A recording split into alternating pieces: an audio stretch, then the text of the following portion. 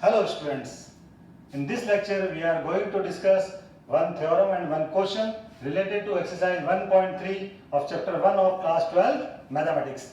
So let us start with theorem 2 given on page number 17 in NCERT textbook. Theorem 2. In this theorem, f and g are two invertible functions.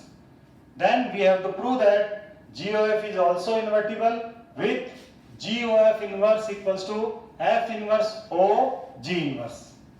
So we have given two functions. One is f from x to y and another function g from y to x. These are two invertible functions. Then we have to prove that g of f is invertible. This we have to prove with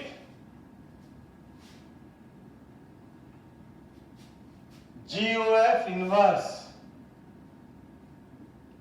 equals to f inverse o g inverse. These two things we have to prove. What is given? F and g are two invertible functions.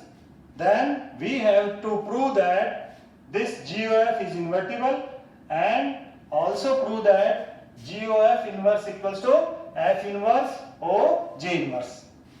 Now, since f and g are invertible, so these are 1, 1 and on 2. So we will prove that this g of f function is also 1, 1 and on 2. When it is 1, 1 on 2, then it is invertible. So let us start the solution, or you can say proof.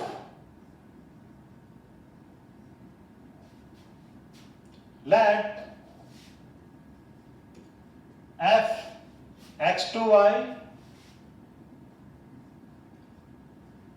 and g y to x are 1, 1 and on 2.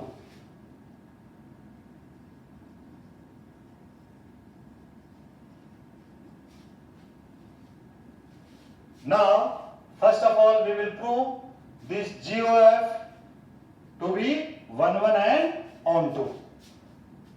So, now consider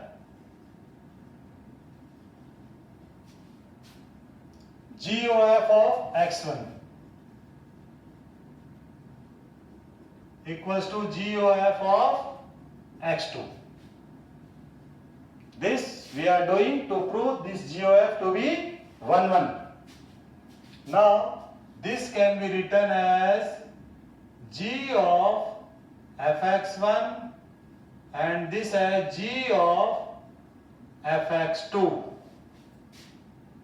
Now since g function is 1, 1, so we can write this as fx1 equal to fx2. Why? Because g is 1, 1. Now, since f is also 1, 1, so we can write this as x1 equal to x2. When g is 1, 1, then g of, suppose this is x1, this is x2, g x1 equal to g x2, so x1 equal to x2.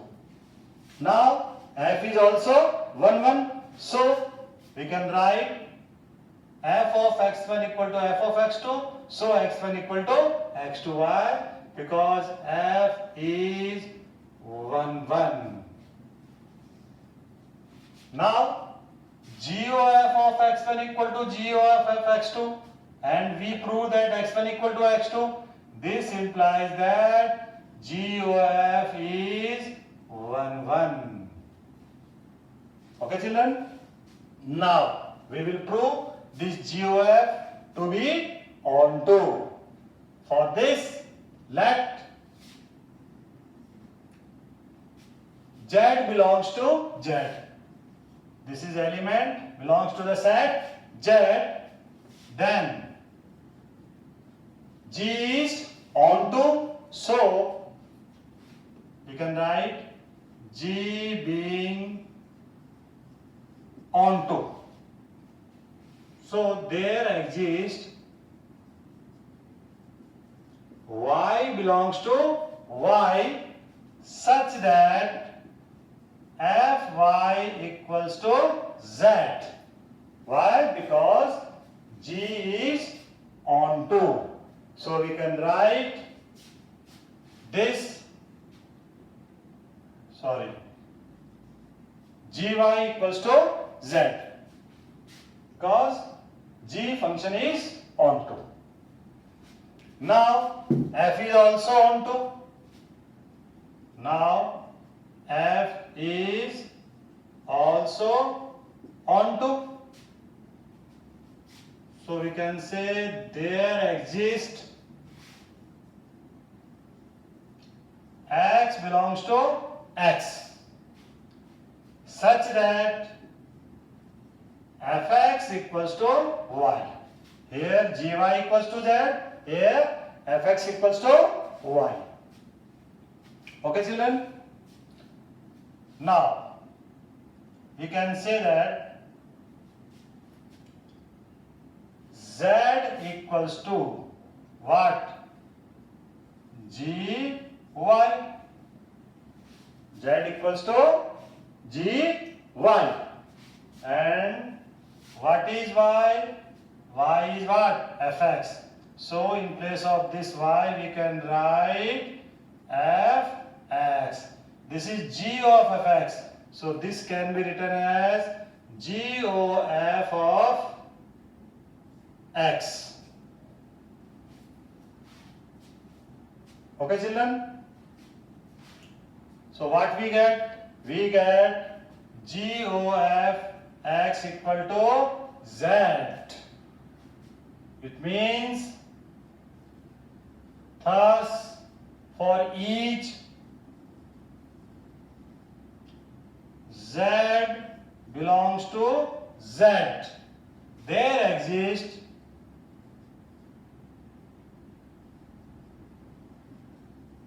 X belongs to X such that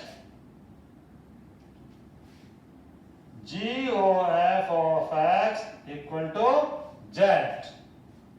This implies that GOF is onto. So GOF is 1 and GOF is onto. So we can say that it is invertible function. Okay children? Since, or you can say thus, GOF is 1 and onto.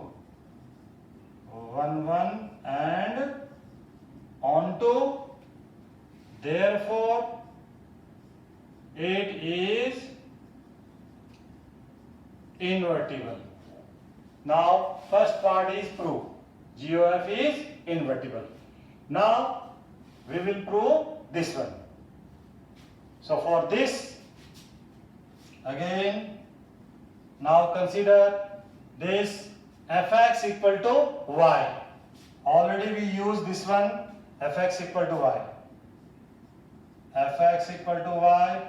So, we can say that this X equals to F inverse Y. And this Gy equal to Z. This implies that Y equal to G inverse Z. Okay children? Also,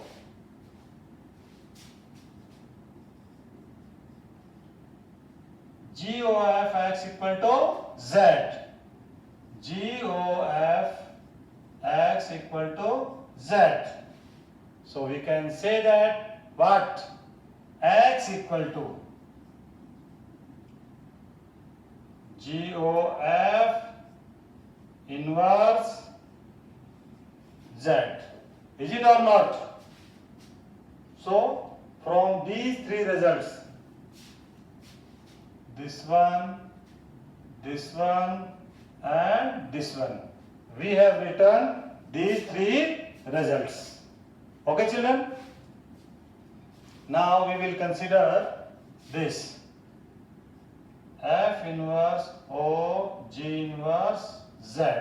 So this can be written as F inverse G inverse Z, and G inverse Z is what? Y.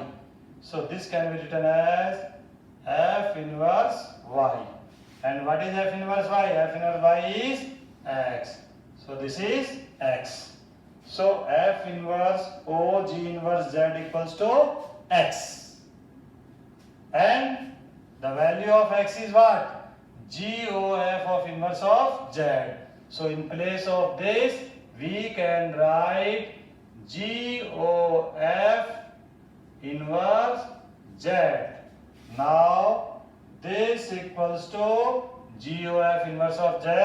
So simply we can say that GOF of inverse is equal to F inverse O G inverse. So second part is also proved. Now come to question number 12 of exercise 1.3. In this, F is a function which is invertible. F is a function defined from x to y is invertible. When a function is invertible, then it means it is 1 1 on 2 and its inverse exists. Then we have to show that the inverse of F inverse is F. Means we have to prove that F inverse is F. This we have to prove. So what is given? F is a function defined from x to y is invertible, and then we have to show that the inverse of F inverse is F. Okay, children? Now we will start the solution. F is invertible, so it is 1 1 and on 2. So we can write, since F defined from x to y is invertible. This is invertible function. Therefore, F is 1 1 and on 2. So when the function is invertible, then its inverse exists. So we can say that when F is invertible, it is 1 1 on 2, then G is a function defined from y to x. Okay, is also 1 1 on 2. So this is a function where G is 1 1 and on 2 such that what? GOF of x equals to IX and FOG y equals to IY, and this implies that G equals to F inverse. Okay, now F inverse O F inverse equals to I, means the composition of a function with its inverse. So suppose this F inverse is a function, its composition with its inverse. So the result is I, means identity function. Now we are taking composition of F on both the sides. So we will write FO F inverse equal to FOI. What we are doing? We are taking composition of f on both the sides with left hand side and right hand side. So what we get? When we simplify this, we will get f inverse O f inverse inverse, and this is nothing but f. Now f inverse means composition of a function with its inverse. The result is what? I. O f inverse equal to f. Again, the composition of a function with identity function is the function itself. So here also this is a function, this is identity function, so their composition is this function itself.